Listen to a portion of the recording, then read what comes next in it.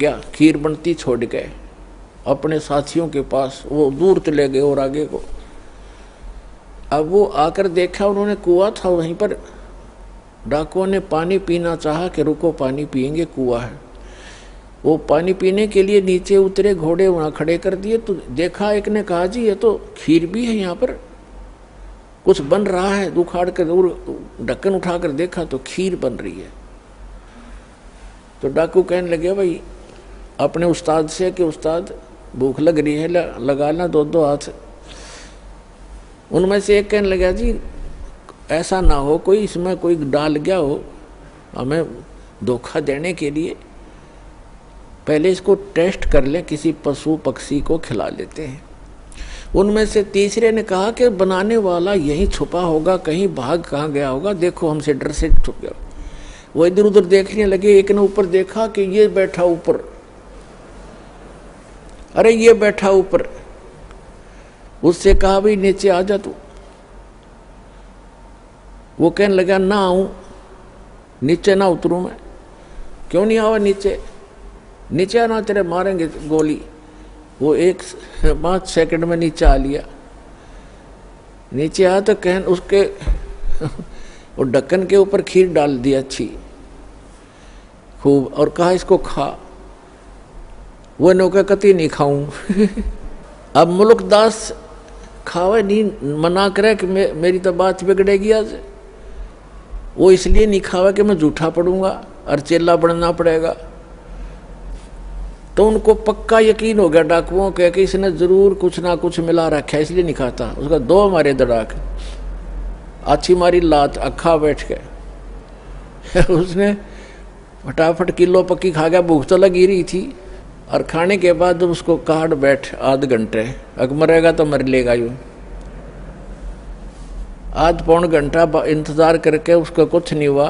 फिर उसने साची बताई जी ऐसे ऐसे बात है, मैं तो इसलिए मना करूं था, मेरी एक शर्त लाग रही थी। तो बोले भाग जा, जाता रहा तो यहाँ से। वो चला गया। अब वो भाग लिया। अब उसने जिस समय वो कहा कि हम डाकू हैं, या तो खा ले ना तेरा बकल तार देंगे, तो उसको ये पता लगा तो डाकू हैं, तो अंदर से प्रार्थना की है गुरुजी मुझे बचा ले, मेरी जीवन रक्षा कर दे, मैं आपका गुरु चेला बनूंगा। एक तो जान बचाई और खीर खिलाई।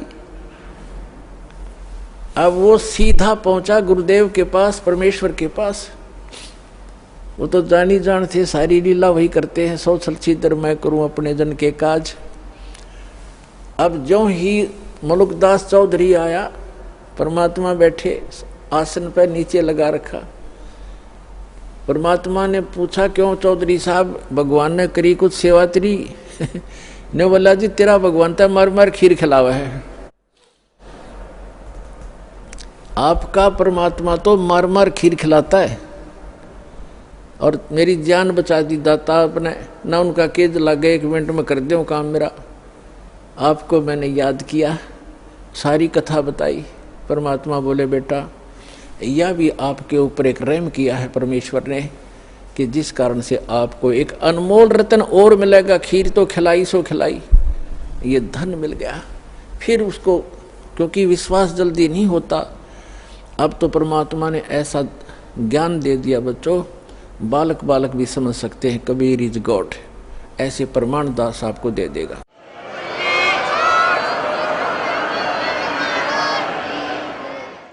तो इस समय के लिए वो प्रमाण बनाने थे परमात्मा ने। उन बच्चों को अपने को शरण में भी लेना था, उनका भी जन्म मरण का दीर्घ रोग मिटाना था।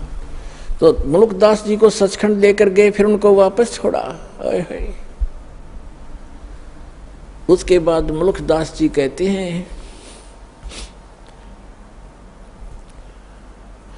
जपो रे मन साहेब नाम कबीर, जपो रे मन परमेश्वर नाम कबीर।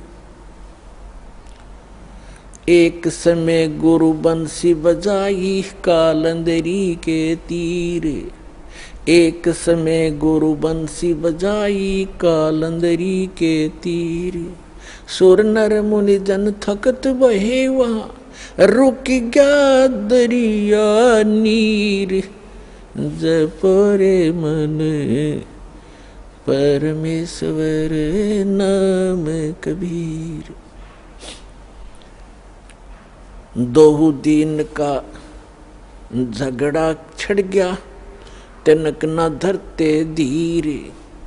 दोनों दीन का झगड़ा छिड़ गया कोई न धरता धीर।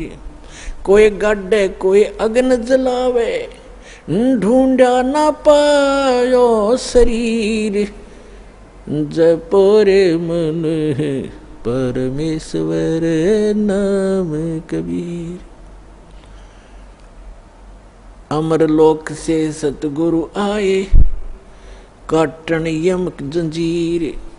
अमरलोक से सतगुरु आए काटन काल की जंजीर।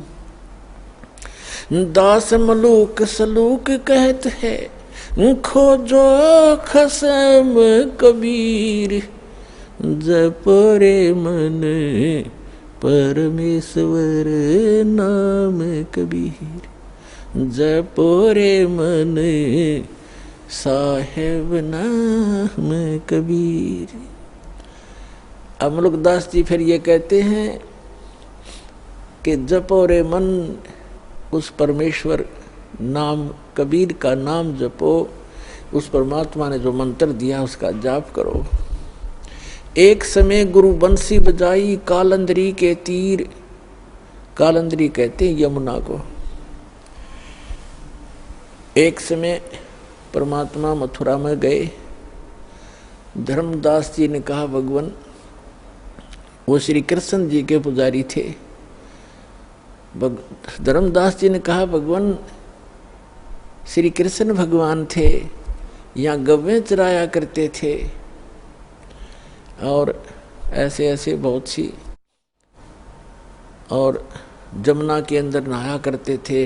वो ऐसी बंसुरी बजाते थे गव्वें भी खींची आ जाती थी। ग्वाल बाल भी उसको उनके मुख की तरफ देखते रह जाते थे। तो परमात्मा ने कहा ठीक है बच्चा, क्या बंसुरी बजाने से और गव्वे और ग्वाल बालों के खींचे आने से ही भगवान सिद्ध होता है?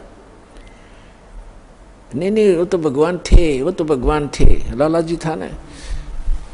अब परमात्मा ने सोचा भी इस बोले भगत को कैसे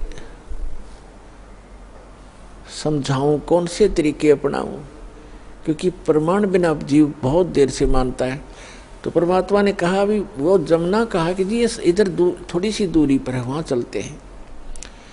अब परमात्मा ने ऐसे हाथ किया, एक बंसुरी आ गई अपने आप, ये बंसुरी बजाते हैं। और परमात्मा ने जब सुर भरा बंसुरी का, पूरे ब्रह्मांडों में गूंज गई। ऊपर से देवता लोग आकर भी चारों तरफ आकाश में सामने सुनने के लिए अपने अपने वाहनों पर खड़े हो गए।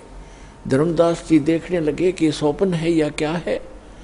फिर क्या देखते हैं कि जमुना नदी का जो जल बह रहा था प्रवाह, वो भी रुक गया उस मालिक की, उस बंसुरी की धुन सुनने के लिए।